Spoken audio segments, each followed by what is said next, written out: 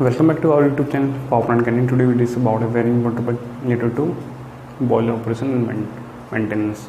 Actually, we are not talking about today maintenance, but today only discuss about the boiler operations questions and answers related to boiler and as well heater also. दोस्तों आज की इस video में हम क्या है related to boiler और थर्मोफ्लूइड heater related questions इस वीडियो में हम डिस्कस करने वाले हैं। तो दोस्तों यदि आपको भी लगता है कि आप किसी वायरस की प्रिपरेशन कर रहे हो या फिर किसी बॉयल फर्स्ट क्लास या सेकंड क्लास के एग्ज़ाम की प्रिपरेशन कर रहे हो तो दोस्तों ये काफ़ी वीडियो आपके लिए काफ़ी इंपॉर्टेंट होने वाला है। तो दोस्तों देर न करते हुए स्टार्ट करते हैं आज के इस वीडियो में, जो कि पार्ट 1 है related to boiler and heater operation related question answers. दोस्तों देर न करते हुए चलते हैं हमारी स्क्रीन पर, जहाँ पर मैं आपको क्या है 1 बाय 1 क्या है सभी क्वेश्चन आंसर्स को क्या है आप अच्छी तरीके से आपके लिए सिंप्लीफाई करूँगा और आई होप आप इस वीडियो से काफ़ी कुछ गेन करके जाएंगे। चलिए दोस्तों स्टार्ट करते हैं आज का ये वीडियो।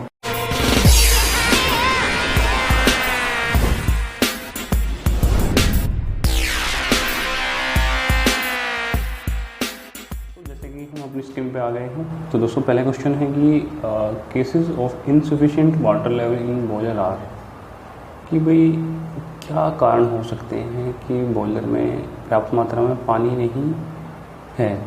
तो ऑप्शन सी है, नंबर 1 है feed water pump tripped / off, और बी है no water in feed water tank, C है cavitation of feed water pump, और डी है ऑल ऑफ अबव।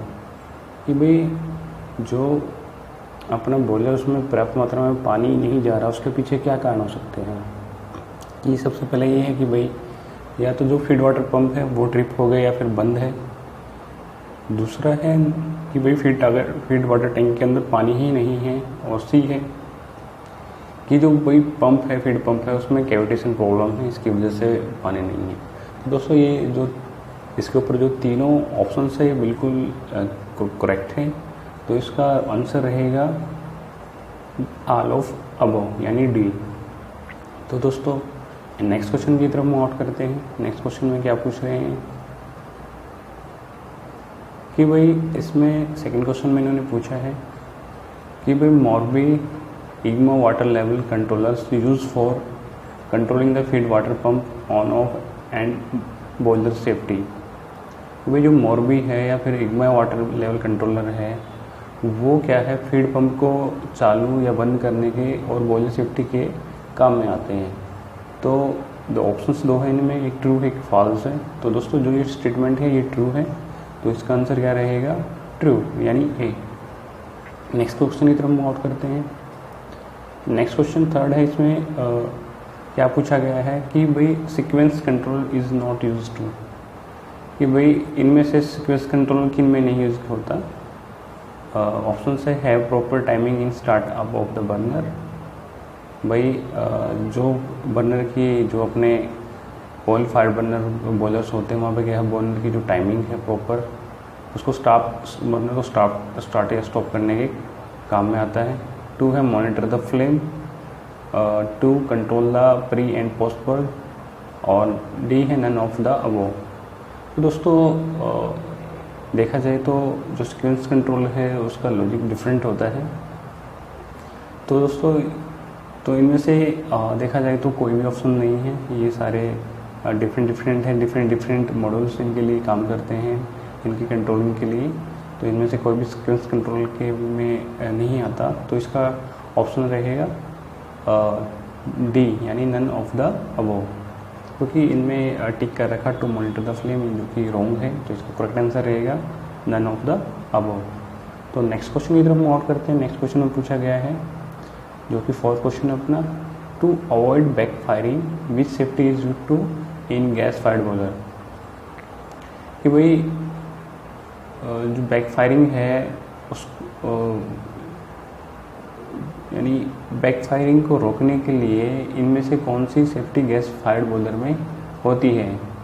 नंबर 1 है purging of the furnace before firing and after stoppage, B है pressure switch, और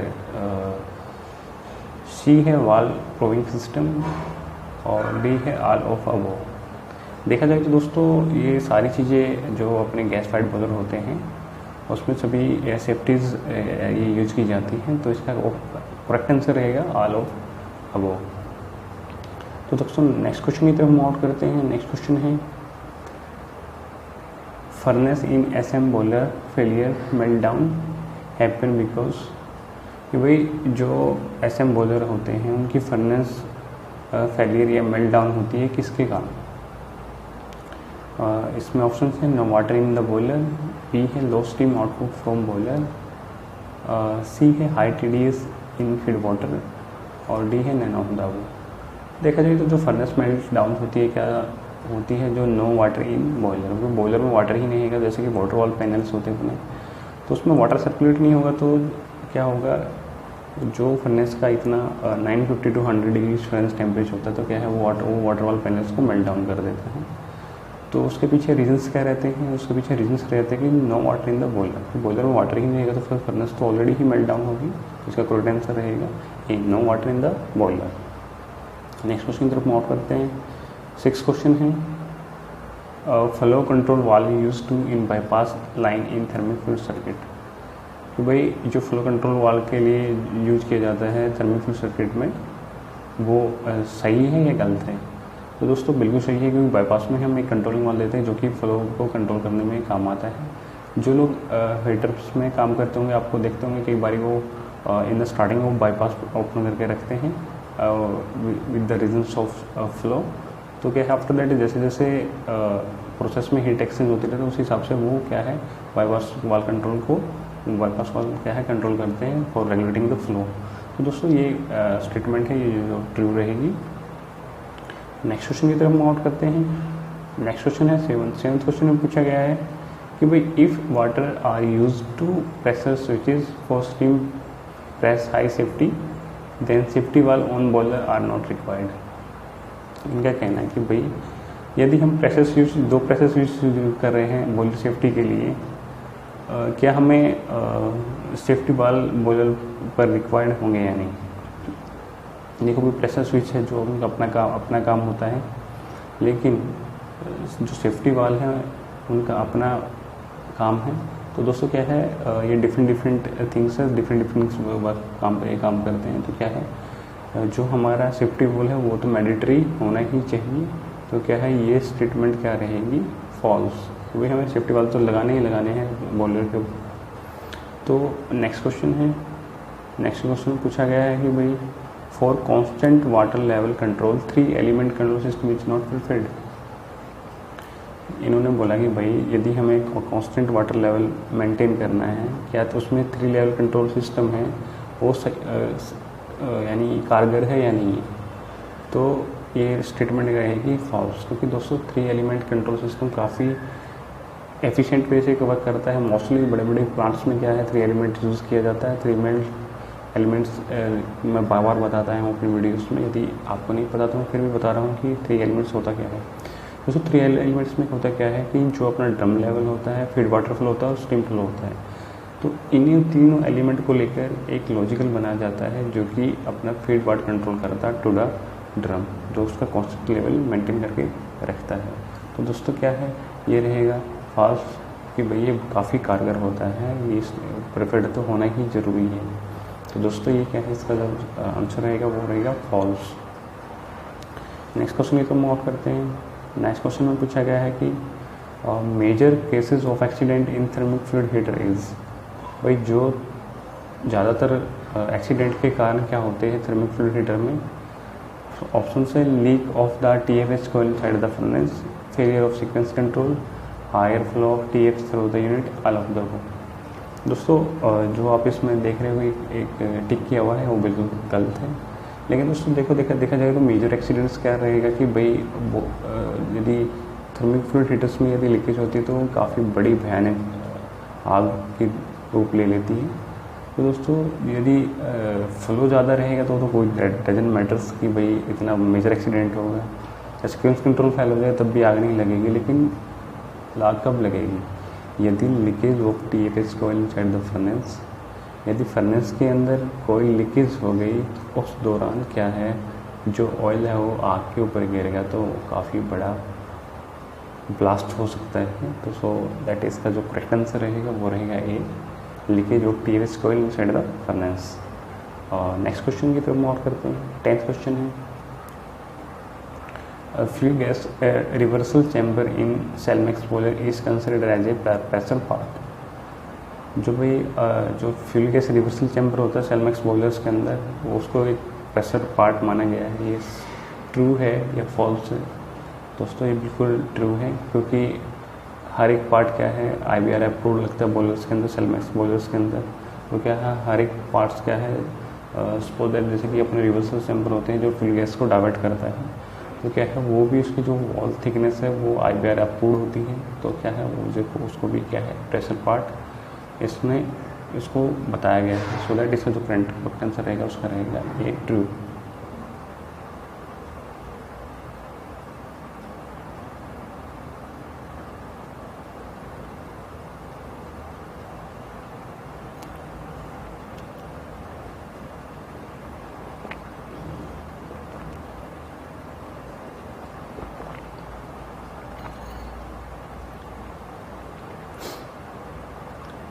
अभी next point question के ऊपर move करते हैं।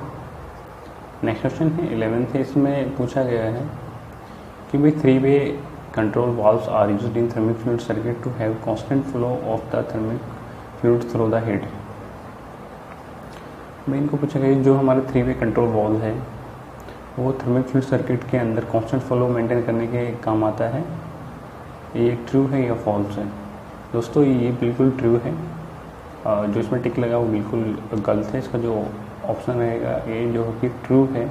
क्यों है दोस्तों? कई बार क्या होता है आपको देखा होगा जो काफ़ी बड़े बड़े हीटर्स होते हैं उसमें क्या है जो अपनी सर्किट लाइन्स के अंदर क्या है जो feed water section before that क्या है वो है जैसे कि अपना जो डिस्चार्ज रहता है या फिर सक्शन रहता है, तो उसमें क्या है 3-वे वाल्व प्रोवाइड कर दिया जाता है। तो उसमें क्या उसका काम करता है वो फ्लो को रेगुलेट करता है। यदि सिस्टम की तरफ फ्लो ज़्यादा है तो क्या है वो इधर थोड़ा सा सर्कुलेट कर देता है ताकि या तो सर्किट और प्रेशराइज ना हो या फिर सर्किट और प्रेशराइज ना हो। तो क्या है जो अपना 3-वे वाल्व है ये काफ़ी एफिशिएंटली से वर्क करता है एट टाइम। तो इसका जो करेक्ट आंसर रहेगा वो रहेगा ए ट्रू, कि भाई जो 3-वे वाल्व कंट्रोल वाल्व है वो जो कि थर्मिक फ्लूइड सर्किट में कांस्टेंट फ्लो मेंटेन करने के काम आता है, ये है ट्रू। नेक्स्ट क्वेश्चन की तरफ मूव करते हैं। नेक्स्ट क्वेश्चन क्या है इसमें 12th क्वेश्चन है, effect of improper combustion of boiler. यदि बॉयलर में इम्प्रॉपर कंबशन होगा तो उसके एस्पेक्ट में क्या क्या ड्रॉबैक्स हो सकते हैं, क्या क्या इफेक्ट आ सकते हैं। तो सबसे पहले क्लिंकर फॉर्मेशन, क्लिंकिंग फॉर्मेशन हो सकता है। बी है सूट फॉर्मेशन, जो अनबर्न पार्टिकल्स है वो क्या है वो ज़्यादा बनेंगे। सी है हाई स्टिक टेम्परेचर, जो चिमनी के लिए जो टेम्परेचर जा रहा है, जो कि चिमनी का जो टेम्परेचर है इनसाइड वो हाई रहेगा। और D all of the above.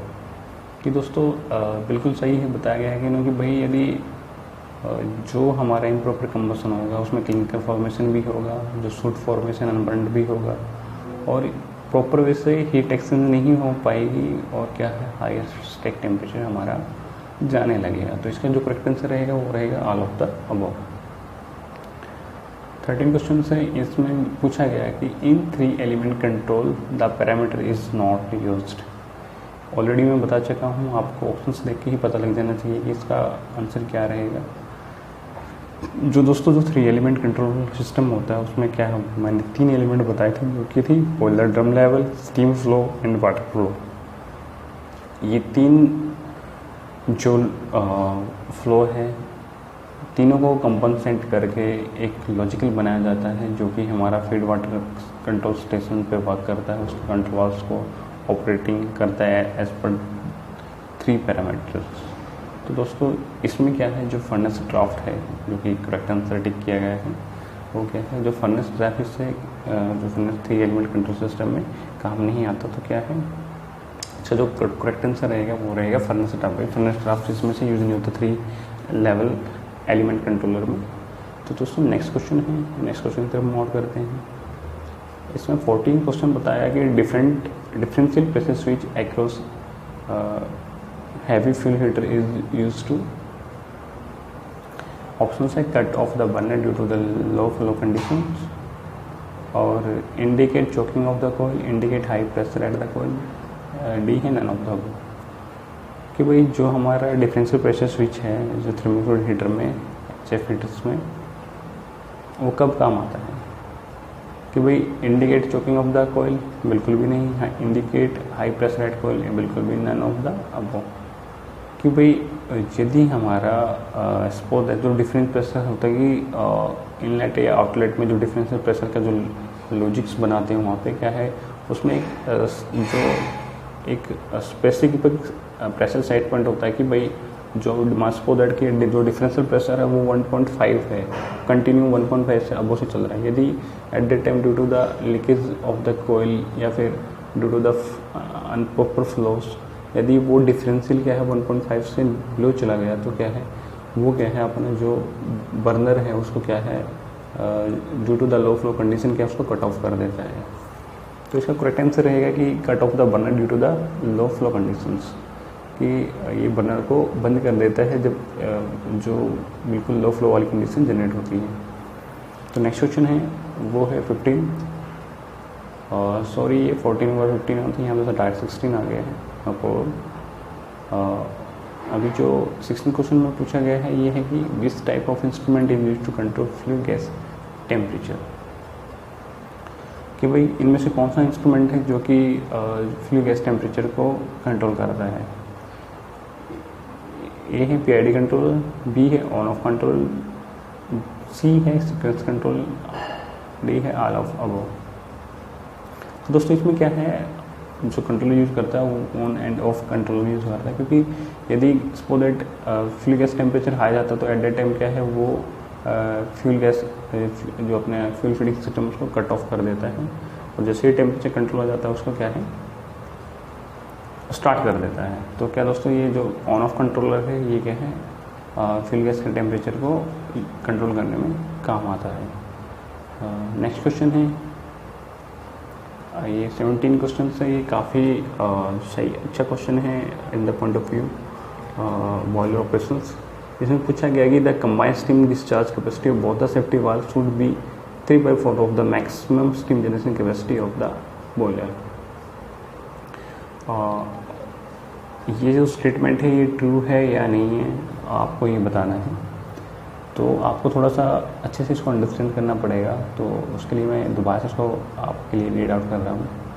इसमें पूछा गया कि the combined steam discharge capacity both the safety valves, कि भाई यदि दो सेफ्टी वाल्व हैं उनकी जो दोनों की जो कंबाइंड है एक दूसरे से एक साथ में जो डिस्चार्ज कैपेसिटी है वो होती है कि 3/4 of the maximum steam generation capacity of the boiler. कि भाई जो मैक्सिमम स्टीम जनरेशन कैपेसिटी है वो 3/4 है, क्या जो दोनों की जो सेफ्टी वाले की डिस्चार्ज कैपेसिटी 3/4 होगी, जो कि maximum generation capacity of boiler है। ये बिल्कुल गलत है, जो कि मैं आपको बताता हूँ दोस्तों। ये जो अपनी बॉयलर की maximum steam generation capacity of the boiler का 30% होता है। तो दोस्तों ये क्या स्टेटमेंट क्या है, ये फॉल्स है। नेक्स्ट क्वेश्चन की तरफ मूव आउट करते हैं। नेक्स्ट क्वेश्चन में पूछा गया है कि higher is the flue gas temperature higher the efficiency of the unit. कि यदि हमारे जो फ्लू गैसेस का टेम्परेचर हायर रहेगा, क्या उस टाइम पे जो हमारे सिस्टम एफिशिएंसी वो हायर रहेगी। दोस्तों ये ऑप्शन से ट्रू एंड फॉल्स, जो इसका करेक्ट आंसर रहेगा वो रहेगा फॉल्स। क्योंकि दोस्तों यदि फ्यूल गैस टेम्परेचर यदि हायर चल रहा है तो आपको समझ जाना चाहिए कि भाई हमारे यूनिट में क्या है स्केलिंग आ गई है, जिससे कि पुअर हीट ट्रांसफ़र हो रहा है, जिससे कि जो फ्लू गैसेस से टेम्परेचर एक्सचेंज करना था सर्कुलेटिंग फ्लूइड्स को क्या है वो प्रॉपर वे से नहीं हो रहा। तो क्या है जो फ्लू गैसेस है वो क्या है एस्केप आउट होकर जा रही है विदाउट द हीट एक्सचेंज। तो दोस्तों क्या है ये इंडिकेट द स्केलिंग करता है इन साइड द सर्किट या फिर हीट एक्सचेंजर मीडियम। तो दोस्तों क्या है ये जो स्टेटमेंट रहेगा ये रहेगा फॉल्स। नेक्स्ट क्वेश्चन है 19 इसमें पूछा गया कि what are the main reason behind clinker of the thermic fluid in the furnace. तो भाई इनमें से कौन सा कारण है जिससे कि अपने जो थर्मिक फ्लूइड हीटर्स होते हैं उनके अंदर क्लिंकर फॉर्मेशन होना स्टार्ट हो जाता है। तो सबसे पहले है erosion of the coil, B है over heating of the coil, both है ए एंड बी, और डी है none of A and B. इसका करेक्ट आंसर रहेगा वो रहेगा बोथ एंड बी, क्योंकि इरोजन ऑफ द कोयल्स क्या होगा कि यदि और इरोजन ऑफ कोयल्स हो जाए तो क्या है उस पर सूट डिपोजिशंस मैक्सिमम अमाउंट में होगा, क्या धीरे धीरे क्या है leads to clinker formation. B है over heating of the coil, यदि दोस्तों अपने टेम्परेचर हायर है, ओवर हीटिंग हो गई कोयल्स की, तो क्या है वो क्या जो अपना बेड मटेरियल है या फिर फ्यूल पार्टिकल्स है वो stick out the heater coils, so that in these both conditions क्या है clinker formation will be carried out. तो दोस्तों इसके लिए जो करेक्ट आंसर रहेगा वो रहेगा बोथ ए एंड बी। दोस्तों इस वीडियो का नेक्स्ट लास्ट क्वेश्चन ये है 20 क्वेश्चन में पूछा गया कि valve proving system in mandatory for N G fired unit natural gas fired units. ये भाई जो वाल्व प्रूविंग सिस्टम होता है वो मैंडेटरी होता है नेचुरल गैस फायर्ड यूनिट्स के अंदर। तो दोस्तों ट्रू ये स्टेटमेंट बिल्कुल ट्रू है, क्योंकि भाई वाल्व अरेंजमेंट्स तो या गैस फायर्ड है या फिर ऑयल फायर्ड है या फिर एनजी फायर्ड है। तो दोस्तों वाल्व प्रूविंग सिस्टम तो हर एक सिस्टम के लिए फर्स्ट रिक्वायरमेंट्स है controlling the fluid dispense the distribution of the fluids. तो क्या दोस्तों ये क्या है, ये स्टेटमेंट क्या रहेगा ट्रू। दोस्तों ये आज की वीडियो के मैंने 19 क्वेश्चंस आपके साथ डिस्कस किए। दोस्तों इनमें क्वेश्चनों में से अभी आपको लगता है कोई डाउट है या फिर ऐसा और आप इस क्वेश्चन आंसर से कोई रिलेटेड कोई क्वेश्चन आंसर मुझे पूछना सकते हो। इसके लिए आपको मुझे क्या है एक नीचे कमेंट सेक्शन में मुझे आपको अपनी क्वेश्चंस आप पुट अप करने पड़ेंगे, ताकि मैं वहाँ से रीड आउट करके आपके क्वेश्चन के जवाब दे सकूँ with in short interval of time. तो दोस्तों आज के लिए इतना ही काफ़ी है। यदि आप इस चैनल के माध्यम से मुझे पहली बार देख रहे हैं तो मैं आपसे रिक्वेस्ट करना चाहूँगा, प्लीज़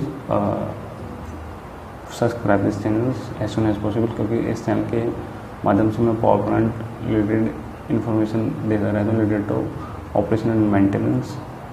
तो दोस्तों आपको अपने आने वाले करियर गोल्स के लिए इस चैनल को सब्सक्राइब जरूर करना चाहिए, क्योंकि मैं काफ़ी अच्छे वीडियो बनाता रहता हूँ। तो दोस्तों आज के लिए इतना ही काफ़ी है, फिर मिलेंगे अच्छे टेक्निकल वीडियो के साथ। तब तक के लिए जय हिंद, जय भारत, स्वस्थ रहिए, सुरक्षित रहिए।